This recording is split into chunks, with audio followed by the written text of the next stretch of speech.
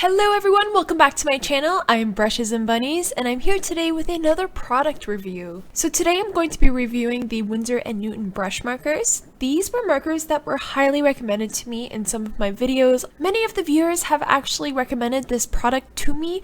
Either they own the product themselves or were happy with them and wanted me to check it out. So I ended up buying a pack of 6 from Amazon in late November and I think either early December, I can't remember when, but that's besides the point. I spent a few months actually using them, practicing with them, and getting familiar with them before committing to a product review, and that's something I'll be doing in the near future. I think I need really to have some time with the product itself to get a very nice review set up and ready for you. So we're going to start off here with the website. I just want to get into some of the colors that are available as well as descriptions of what the product is, and then I'm going to be showing you an actual product test, so you guys can see and judge based on what you guys see, how it works, and how it blends. We're gonna have some fun with it. So let's get started with the actual website. So here's the Winsor & Newton website. They have a page specifically for brush markers. So what's very important is actually the price. I think in terms of German price, because I do live in Germany, we can get these markers for €2.52 approximately. So this is the price that is given on the website.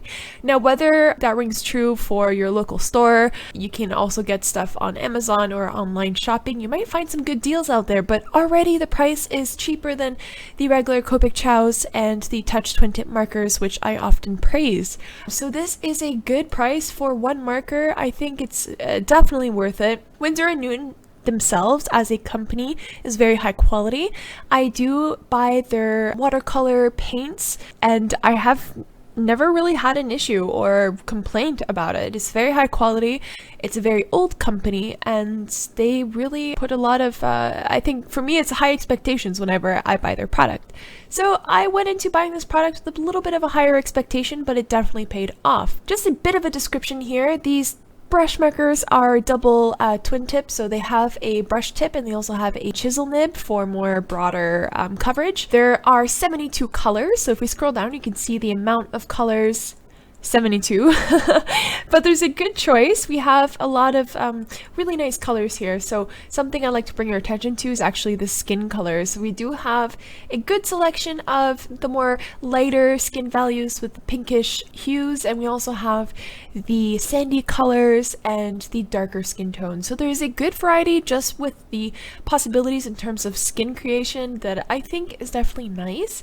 There's also a set of cool grays and a set of warm grays, and there's also an available blender, which is really sweet. In total, if you're paying for 72 markers, eventually I think it comes to approximately €180, which is a pretty good deal, I think, in terms of if you're comparing it to Copics, for example. So with the colors, they range from different subtle pastels to bold and vibrant hues, and on the website it's really neat. You can actually click on it and get more information about the actual color, and I think that these swatches that they present on their website is pretty darn close to the actual ink that you will see on the paper.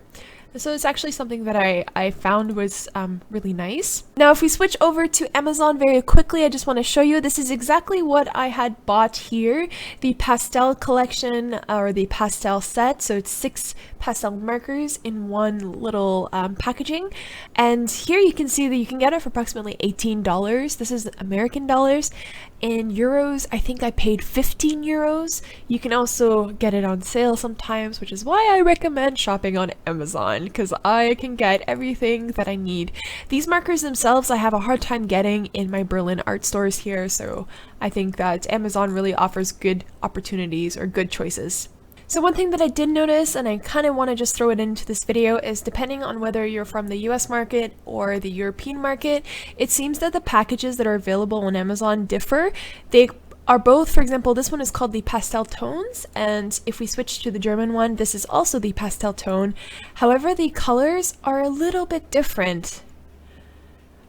So if we compare here, you can see there's a buttercup color in which the European one doesn't have. It has a putty color instead.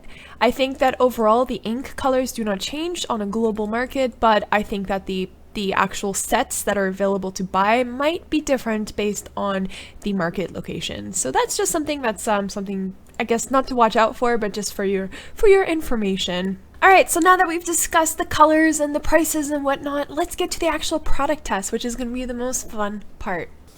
So for the purpose of this test, I chose two colors that were pretty close together. I think that they will be able to blend very nicely together. So I chose the pink pearl and I also chose the rose pink. And what I'm going to do is I'm going to break it down to 3 different tests. So we're going to just do a color test, sort of like a swatch color test, so you guys can see how this looks like. Then we're going to do a blending test with just one marker.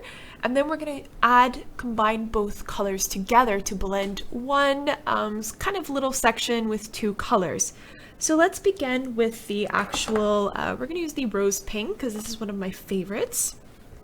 We're going to just do like a little square or a circle here. This is going to be just the one color swatch test.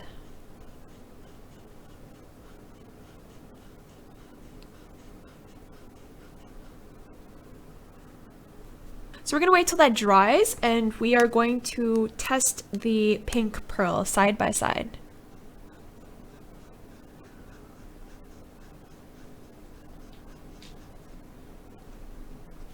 So immediately right off the bat, what I noticed with using these markers is that there's a beautiful coverage in terms of the paper. There's a really nice ink ratio that's coming out, that's flowing onto the paper, and you can see how streak-free that really is. It's really, really wonderful. It's a nice flat color, and you basically have to wait till it dries a little bit for it to become streak-free. Like this one here is a little bit more.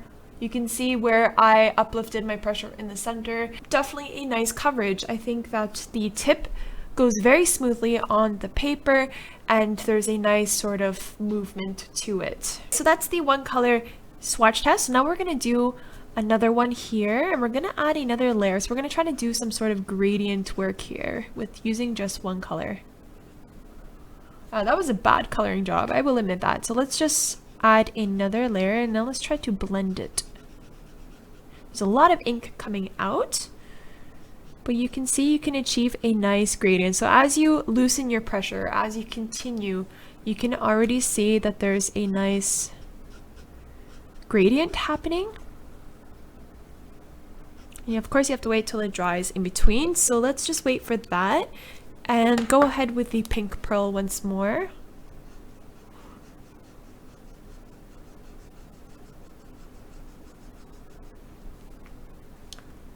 So this one might be a little bit more harder to see in terms of gradient creation, but you can see the value is darkening a little bit on the left side, and if we keep adding a layer on top of a layer, you can get a nice gradient here. I will just do one more because this is rather dark here, but I kind of want to get that gradient. So here, it's very, very nice and smooth. Now let's combine both. So we did the swatch test, so you guys can see the color, you can see how it dries with one layer. And we did the basically gradient test, I don't know how else to call it, adding multiple layers on top of each other to get some sort of soft gradient happening here. Now what we're going to do is we're going to combine both colors together. So I'm going to start off with the lighter one, which is the purplish or the pink pearl color. And we're just going to make another square.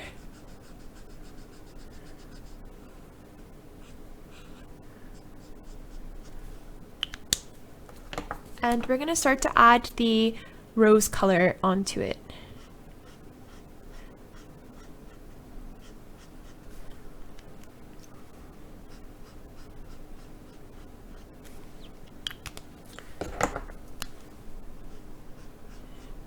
So we're going to try to blend both colors together. This is the goal, to see how blendable they really are.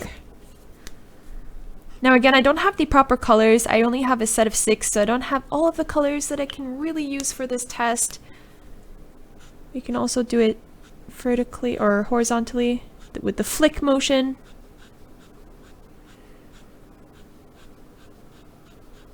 And I also don't have a blender either. I haven't used haven't tried the blender yet for this color or for this brand.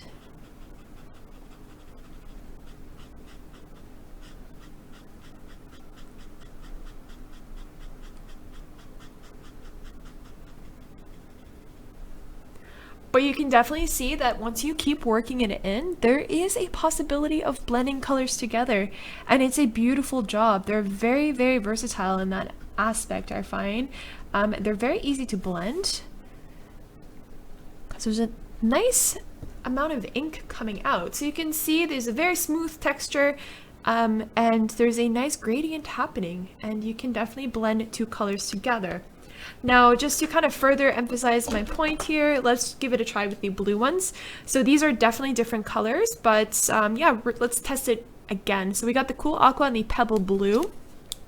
So the Pebble Blue is a bit more of a gray tone. It's a very nice blue, actually.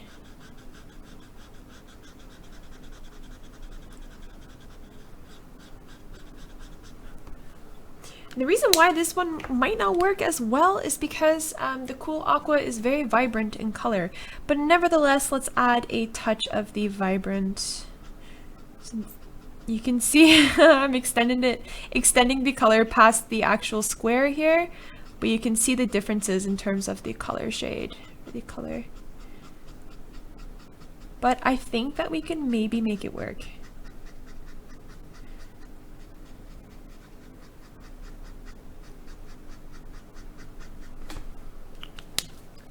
We're gonna go over again with the Pebble Blue.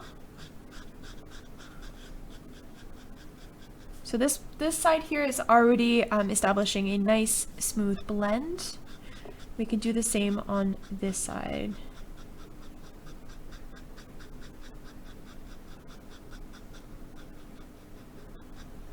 Like that. So you can see I am so impressed with this marker. I'm really, really impressed with it. I think that you can create some beautiful things with it. You can definitely see, based on the test that I've done, how smooth it is, how vibrant the colors are, how malleable they are. So you can really work with them and blend them and create some very nice soft textures. So something that Winsor & Newton prides themselves in and pretty much describes the brush markers, or part of the description of the brush markers, is that they are highly blendable and they offer print quality and streak-free coverage. Now, based on this test alone, I have to say 100% I definitely agree with that aspect. You can definitely see how highly blendable they are, even with tones that don't necessarily go together. And they also say that there's a translucent ink, so it's very easy to apply different layers on top of each other. It's not a heavy ink. It's not a heavy value either, which is why you're able to blend two different tones together very nicely. Basically, as a summary, these markers are alcohol based. They're non-refillable, unfortunately, which is why they're a little bit cheaper, but I would definitely recommend it on the aspect of the amount of ink coverage that you get, the fact that they're easy to use, and they work so nice together. And they're very smooth, very smooth, and they have a beautiful assortment of colors. There hasn't been really a flaw that I found regarding these markers. The price is good, the quality is good, the ink coverage is really good, and I haven't had any point to complain, really. I think that these are all around really nice. I would only say that the fact that you cannot refill them, this is a little bit of downside, but if you can get them for €2.52 each, I think it's still a very nice bargain. So thank you guys so much for watching. I hope you guys really enjoyed this video. Let me know if it's helped you down in the comments below. Let me know if you guys want me to test another brand. I'm totally up for the challenge. I think it's so much fun testing all these different products. And also don't forget to subscribe, because I do weekly live streams and product reviews and art videos. So